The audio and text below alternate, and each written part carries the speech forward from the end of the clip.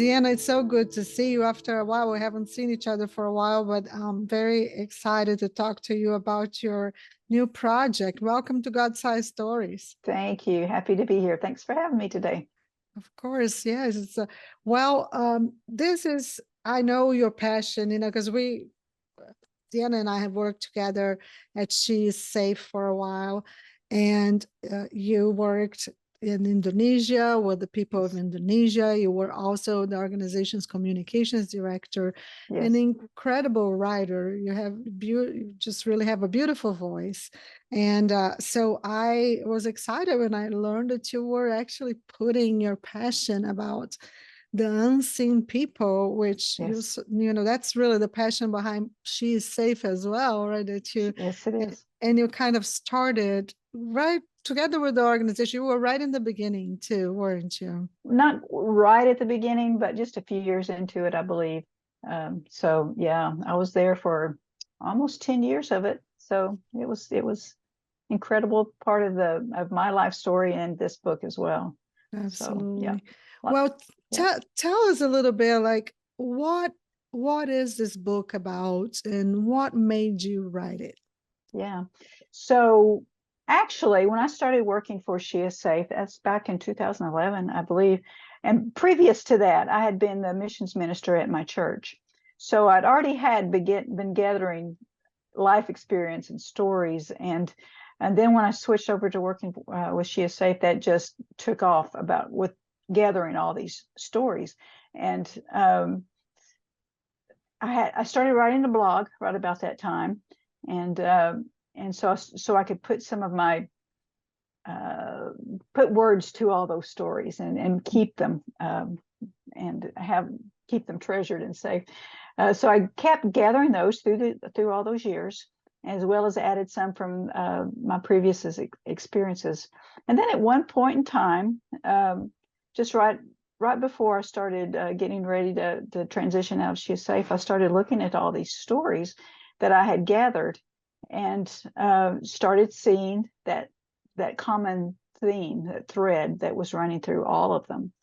And it wasn't like it was a big aha moment, because it's like, this is what I've been doing all these years, is seeing people that are not normally seen. God put me in places around the world that you don't just go to normally. Like my very first trip that I needed a passport for was to Bolivia. Nobody really goes to Bolivia on purpose unless there is a specific project that you're working on or people you need to see. And then places like Bangladesh and India, some places in South Africa, and then into Indonesia, and a multitude of other places. But all of those locations, I gathered stories about people that their stories needed to be told. So yeah, as I traveled around the world, at one point in time, I stopped and sat in my home, and I began to realize that there are people right here in my hometown, right next door, that are just as valuable to God as those people on the other side of the world, and I needed to pay attention to them as well. So I started writing some of those stories down, and over time, the book wasn't just a jumble of stories. It began to have that theme of seeing people locally and globally, encouraging others people to do the same. So that's what this book is about.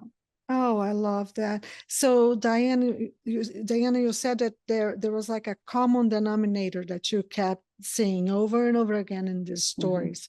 So what are some of these common denominators that people that feel unseen or that are actually unseen by society? What are some of those common things?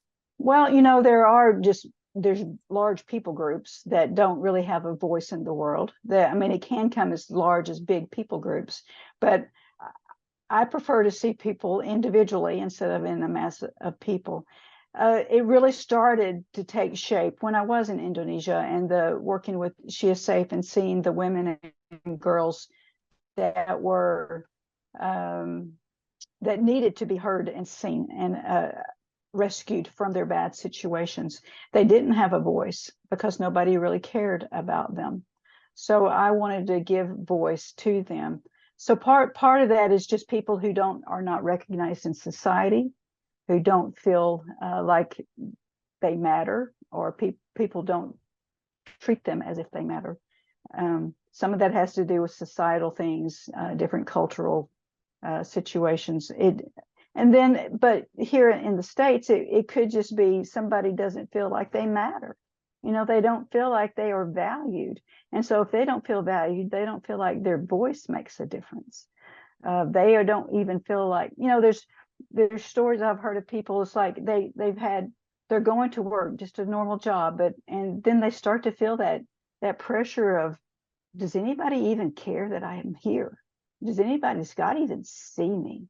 And of course we know that he does, but people feel that. And we as God's people need to be able to be the ones that recognize others that need to be seen and heard. That could be the person who is that is the person who checks you out, the cashier at your store. It could be somebody there. It could be the person at your restaurant that serves you your tea or coffee. They are not just a faceless person. They are a person.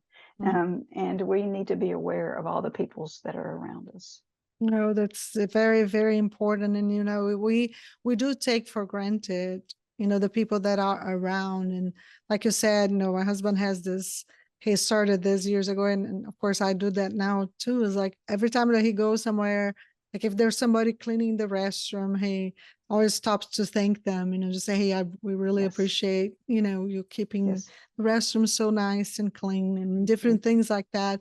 It's very, very important, because especially nowadays, there's like this thing where, because of social media, a lot of people that are really not famous necessarily, but they get on the spotlight, and you become, TikTok famous, this famous, that, and people who it makes a lot of people, unfortunately, especially the younger generations, a lot of times, if they don't get that kind of recognition, they feel like unseen and unvalued, and which is so sad, but it's a reality today.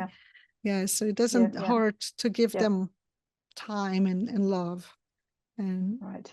Yes. We have a way too in our world today, because of these computers and social media and our phones. We tend to hide behind a screen or behind the closed garage door of our home. We can blot people out easily if we wanted to, but we have to. I try in every morning, during my time with the Lord, to help me, Lord, to see the people I need to see today.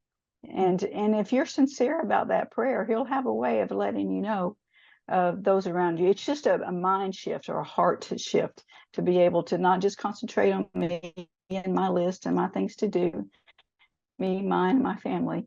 It's just to switch that viewpoint around to be able to see other people. But it doesn't come naturally. It's something you have to do intentionally. And I mean, honestly, I wrote this book, but I struggle with it all the time. And I think if I struggle with it, everybody does. And everybody, and I kind of start this book out with why a name is important. People, so tell us about that. Well, like saying somebody's name when you're talking to them, right? Yes. So there's a couple different ways to do this. There's some practical points in this book as well as that go along with the story, but part of that is your cashier possibly has a name tag on. And I have a story in here about how that happened to me 3 times in one day, because I was, trying to concentrate on people. There was a young man who was helping me bag my groceries. I don't always go to stores that do that, but this particular place I was, and his name was Juan, and he had a name tag on. He talked to me all the way out to my car. Then the next place I go to I get a fountain drink from a gas station or whatever, and he didn't have a name tag on, so I asked him his name. His name was John. And all of this is to say, not just to say their name, but it could be the beginning of a relationship. And that happened at the restaurant that I have a discipleship group at that we meet. And this server, her name was Julie. That particular day, everybody's name started with a J. That was a happy coincidence that I could remember. It was because it was a Jesus coincidence. Maybe. It wasn't. Maybe so. That's good. That's good. But you know, she had observed us and we had observed her, and so we built a relationship, and she still looks for us when we come in to be our server, you know, and that's just an opportunity to show the love of Jesus to somebody who's just doing their job, who most ordinarily is overlooked and unseen. And not always, but a lot of times that's their day, is they just do the hard stuff and we get to enjoy it. Yeah, absolutely. Well, of course, during your travels in the world, when you were also doing missions at She's Safe, I know that you've seen, and here's the book, by the way, which is called Yes. Unseen People. The subtitle is Sharing Light and Life with Your Neighbors and the Nations. But one of the things that, as you read the book, it's very clear that you are passionate about justice issues. Tell us why. About the issues. Yeah. Why are you so passionate about justice issues? Well, yes. I mean, I just know from reading scripture and relationship with the Lord that every single person matters. I think of those little girls in Sumatra, Indonesia, who don't have a clue how much God loves them. And I would ask them, you know, tell me your name and tell me what it is you want to be when you grow up, and what is it that you like to do in school. And then I would ask them the question, how can I pray for you? And that's when it would got real. And there was one little girl who just said, pray for me because my daddy beats me every night or hurts me every night. And I began to think about a little girl like her, and she was just representative of so many that needed a voice and needed to be understood, that she is loved and cared for. And her personally, as well as her village in which she lived, you know, the leadership there needed to understand the value of a little girl and what her potential was. It's not just somebody to be overlooked and discarded. It was a person that matters. And not that you can change a culture, but you can interact and make personal connections with people and help that ball get rolling about how to make change in a situation that needs to happen. If that little girl doesn't find value, she's just going to feel like whatever she does in life doesn't matter. And she will feel like she can just be used and abused by anybody. And we don't want that. We don't want that for this, for that little girl, for any little girl, ours or others. And they all matter. It just, I feel like sometimes we get our own personal issues and we forget about everybody else. It's what we want to feel safe and cared for, but everybody does. But not everybody has a voice. And that's where, as somebody who has opportunity to go and travel and has the means and the support to do so, we need to take that job seriously and make sure we're making a difference. And if we can't go, to support those who can. And like She Is Safe is one of those places, organizations that does that well. There's many others, but that's the one that I know personally. So, so that's why something just gets the hair on the back of my neck up when I'm thinking about those little girls who are discarded, or the women who are just used for whatever, you know, purpose that somebody else wants. And that's not what God intends. It's very clear in scripture that everybody's made in God's image, and not everybody knows that. So that's our job to let them know. Yeah.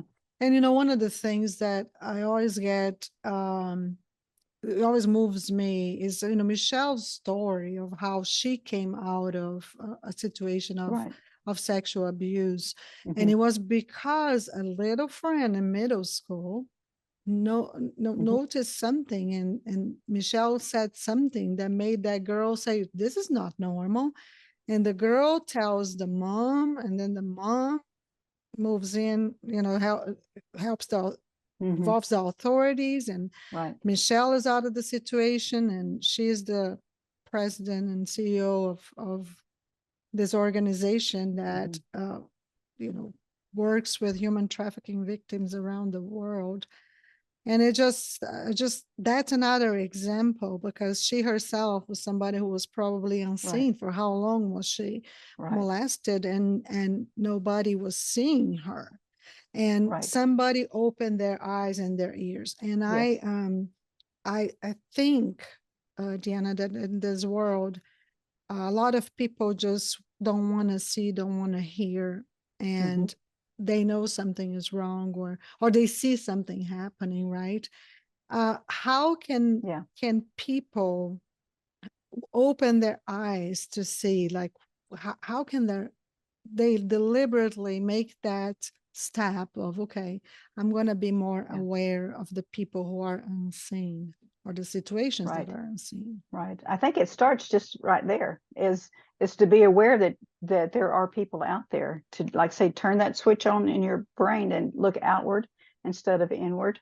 Um, Sometimes that's easier to do than others, but even we can even go to church and feel like it's all about us when it is not. And it is all about God, but it is also about God's people. I just think it's a deliberate choice we have to make. And it's not just a one-time thing. It's every day, to be able to realize that God put you on planet Earth to be his ambassador for him. And that's your job.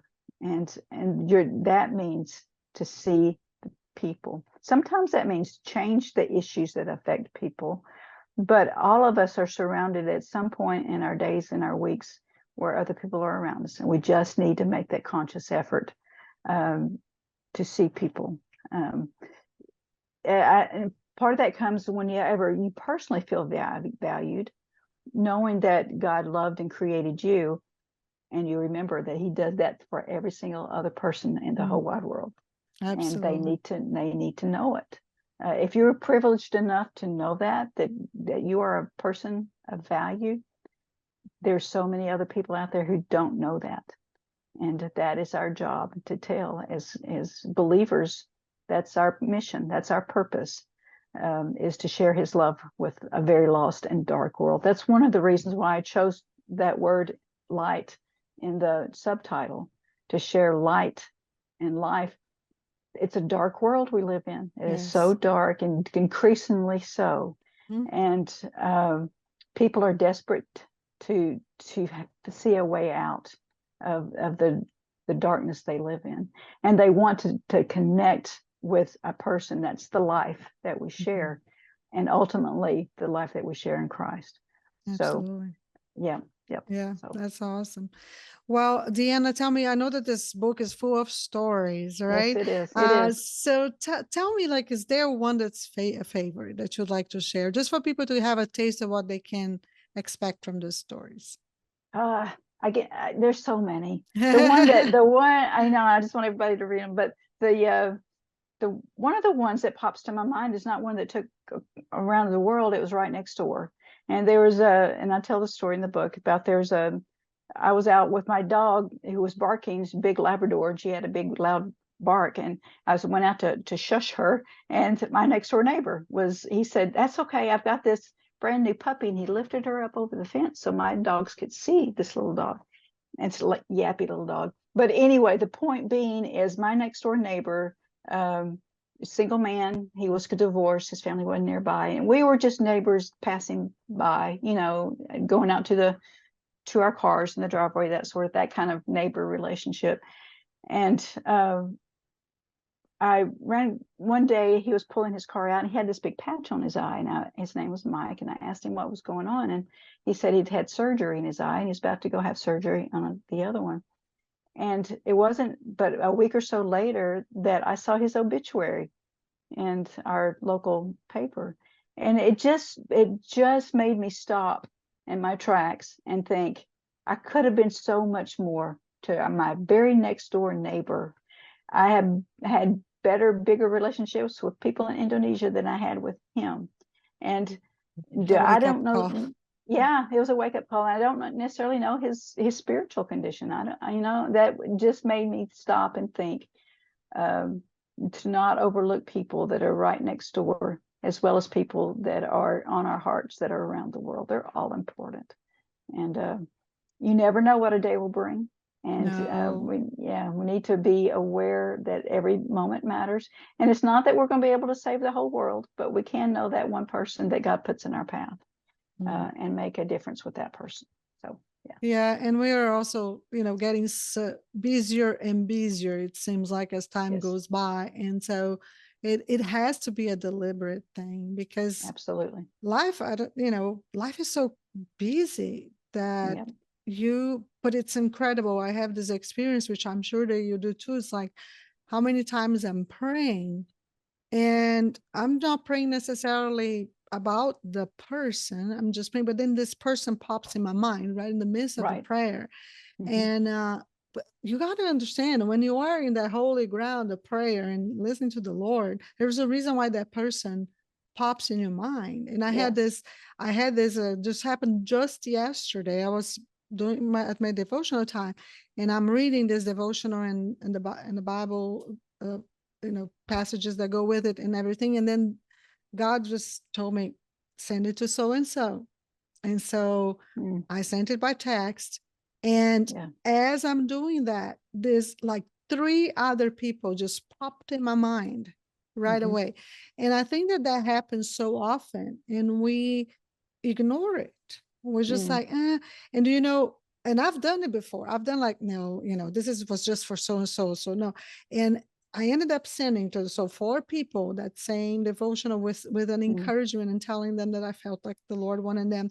And all 4 of them, no exception, came back and said, this is exactly what I needed, or you just encouraged me. I'm having a horrible day. Somebody said, it's just like it. And I'm saying that to say, how many times do people pop in your mind and you're just so busy that you don't have time to just send them a text and just say, hey, you just came to my mind and I just said a prayer for you. How are you?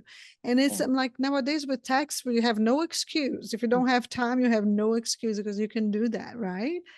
And it's not ideal, but it's something that if somebody is having a horrible day or is feeling unseen in their circumstances, sometimes just a text with a link to a devotional or with a Bible verse, it's just like you're being the mouthpiece of God in that person's life in that moment. Right. Yeah, technology can be used for the good in those Yes. situations, for sure. And I have a really bad memory. I always have. And so when I'm trying to remember somebody's name, I write it down almost as quickly as I can. If like the instance I was telling you about at the restaurant, I have my journal with me, and I'll write that name down and try to use it, and then remember to pray for that person. So during the week, as I'm going back and journaling, getting ready for my next Bible study or whatever, I would see that name, and it reminds me to pray and how to pray specifically for that person. So whether it's on your phone or something where you actually, write it down in a piece of paper, whatever you do, get as many senses as you can involved, see it, hear it, say it, I write it down, and help that person, that name, become an individual to you that needs prayer. So I love that what you said about that people's names come into your mind, because that's a God thing. And that's when you really need to stop and pay attention to the Holy Spirit's leading and nudging. And I've been on the other end of those experiences where somebody has reached back out to me, and it's like, wow, that's when you stop and think, this is bigger than me. God has got a reason for all of this to be happening when it does. Absolutely. And, so we get to be a part of that. Yeah. It's just awesome. And the other thing, DeAnna, that also reminds me, you just think about, for example, somebody loses a husband or a child or something. And we go to the funeral, we love on them, we send them flowers, we send them cards. Okay. Then our life goes back to normal. We'll go home and we go, our lives go back to normal. All right.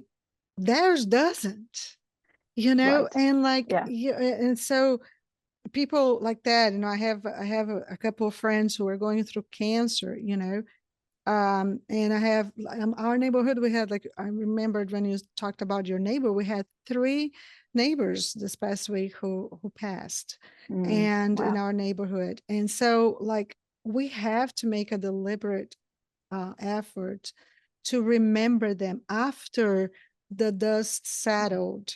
In whatever situation happened, that they're like, we're not going through that, but they still are.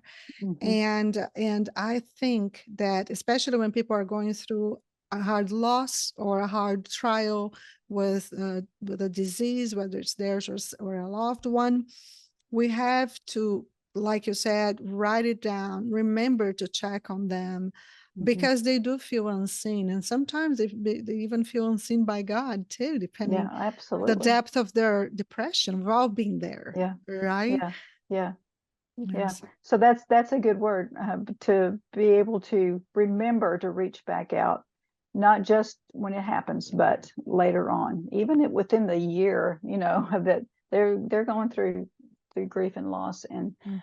definitely feel a whole lot of loneliness and isolation, and you don't want that for anybody, but for people that you know and that you see.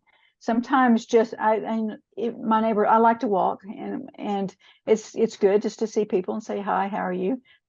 What makes a difference is to stop, and talk, and more than just a hi. That happened to me not long ago. I was walking, and one of my neighbors, my kids had grown up in this neighborhood, so I knew who she was for a lot of years, and all of a sudden I could tell she wanted me to stop so she could talk.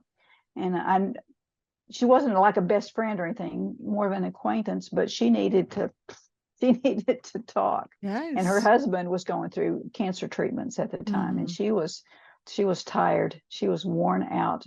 It wasn't her specifically, but it was her husband. And that happened a couple of times. She was just out at her mailbox when I was walking by. So I think being sensitive to not always having stuff going on in your head, or music turned on, or just to be in the moment, and to be aware, and don't be all about, well, I've got to get this done in 30 minutes and get on to something else. It's the people that matter that God puts in your path that is more important than anything else on your Yes, agenda. So absolutely. that's another change in your mindset that takes some practice to get used to.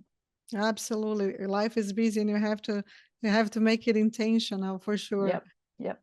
Well, DeAnna, I could talk to you for hours because we have It's a good heart stuff. in the same places. It's really nice. And your book is excellent. And by the way, y'all, she's giving away a copy of her book to someone in the audience. As usual, just go to my show notes and you're going to have a link that you fill in and for a chance to win a copy of Unseen People. But I wanted, DeAnna, as we close the show, I just wanted you to tell us, like, who is this book? I know that this book is for everyone, right? Because everyone needs to see people better. But I would like for you to talk to someone out there who feels unseen and who feels like the Lord, maybe even God doesn't see their trouble. So talk to them and encourage them with some of what you have found out and wrote about in this book.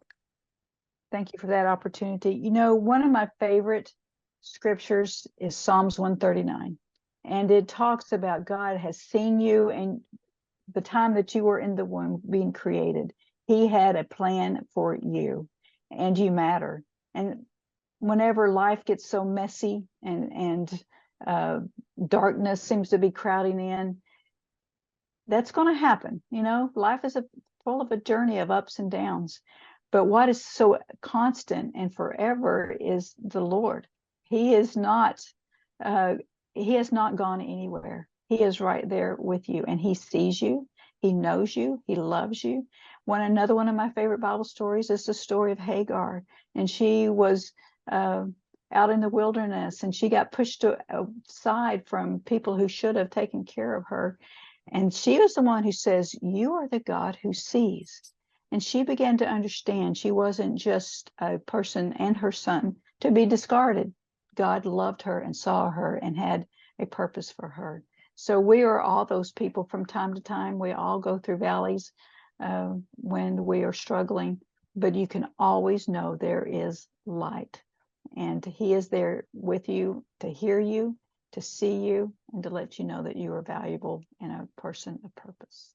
Oh, I love that. What a great word. And I know that there's somebody out there who's listening to this and who's going to be encouraged by that. But to all of us, we all need to see people better, Yeah. just not just the people who are all across the world that you may be supporting a ministry, an organization like She's Safe or another, and you are financially supporting them, which is wonderful.